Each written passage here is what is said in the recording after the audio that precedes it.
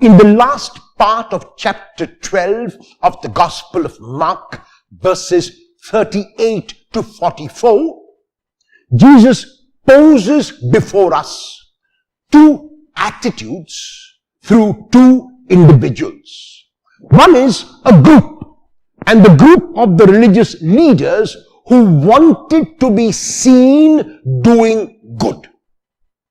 So these religious leaders are in the temple, and even though these religious leaders put large sums of money into the temple treasury, they put it in ostentation. They put it through showing off. They put it making sure that everyone around them sees how much they are putting.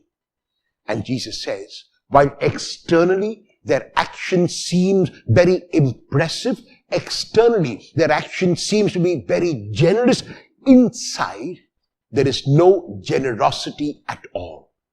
And even though people are often impressed by the externals, God is impressed by what goes on within. And so on the other extreme is a widow.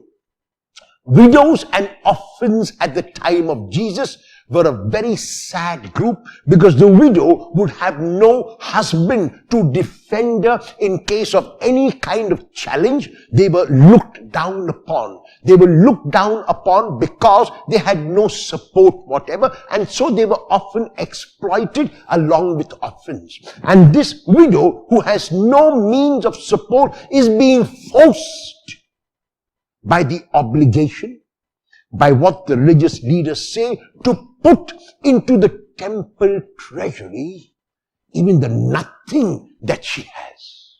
So Jesus does not so much commend the widow, as he berates the religious leaders for reducing the widow to such a state that they, in their interpretation of religion, have told the widow that she must give, and she has nothing to give, and yet because she is plagued with guilt, and yet because she is pressurized by the externals, she has to put into the temple treasury even the nothing that she has.